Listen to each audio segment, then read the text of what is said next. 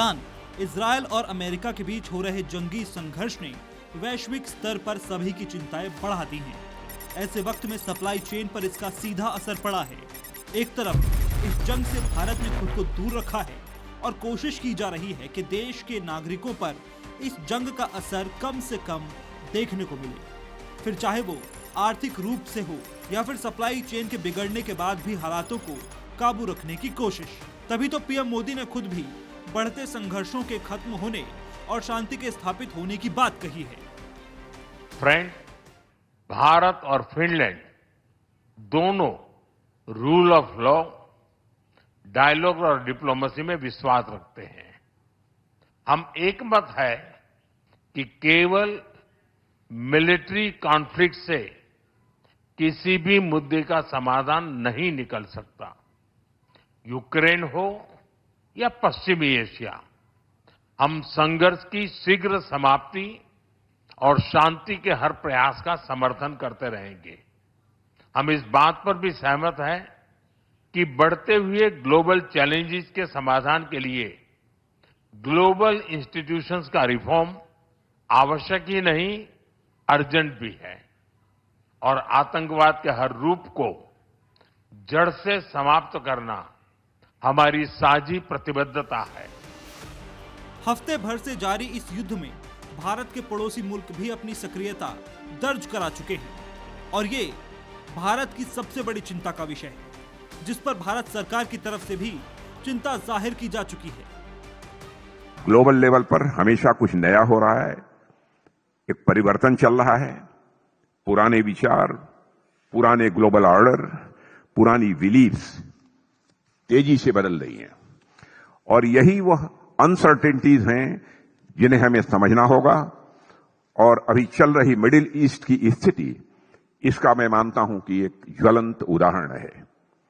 आज जो वहां हो रहा है वह बहुत ही असामान्य है। आगे चलकर मिडिल ईस्ट में या हमारे पड़ोस में परिस्थितियां किस दिशा में जाएंगी, इस पर अभी कोई कॉन्क्रीट प्रेडिक्शन करना कठिन है। अब जब देश ऐसे हालातों से घिरा हुआ है तो उसके बावजूद भी विपक्ष अपनी अपनी ढपली और अपना अपना राग वाला रवैया अपनाए हुए है। यही कारण है कि खामनेई की मौत के बाद प्रधानमंत्री नरेंद्र मोदी की ओर से अब तक सीधी प्रतिक्रिया नहीं आने पर कांग्रेस संसदीय दल के अध्यक्ष सोनिया गांधी ने केंद्र सरकार पर तीखा हमला बोला। उन्होंने इसे कर्तव्य से पीछे हटना बताया और कहा कि इससे भारत की विदेश नीति की दिशा पर सवाल खड़े होते हैं। वहीं हिंद महासागर में ईरान के जंगी जहाज पर अमेरिका के हमले के बाद भी विपक्ष ने भारत सरकार को उकसाने की भरपूर कोशिश की है और अब एक मौका तब मिल गया जब ट्रंप ने रूस से तेल खरीदने की छूट भारत को दी, जहां नेता प्रतिपक्ष राहुल गांधी ने एक्स पर पोस्ट कर लिखा कि भारत की विदेश नीति हमारे लोगों की सामूहिक इच्छा से उत्पन्न होती है।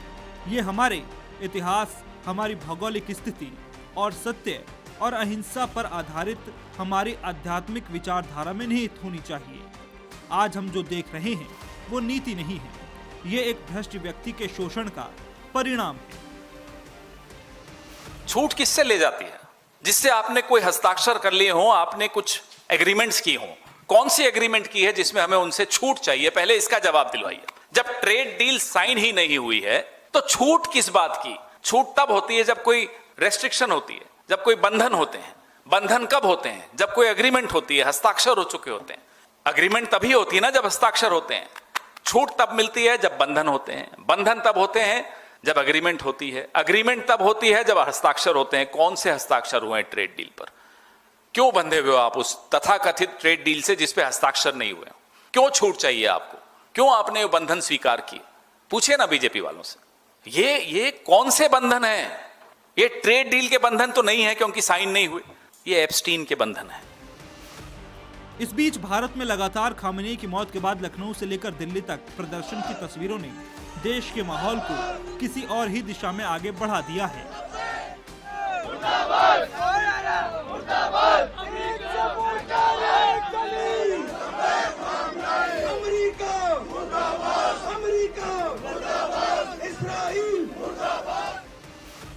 मगर इसके बावजूद भी विपक्ष ऐसे वक्त में सरकार का साथ देकर देश को मजबूत करने के बजाय अपनी राजनीतिक रोटी सेकने में लगा हुआ है। इस सब के बीच सवाल यही है कि आखिर विपक्ष क्यों भारत को ऐसे बयानों से उकसाकर युद्ध की आग में धकेलने में लगा हुआ है।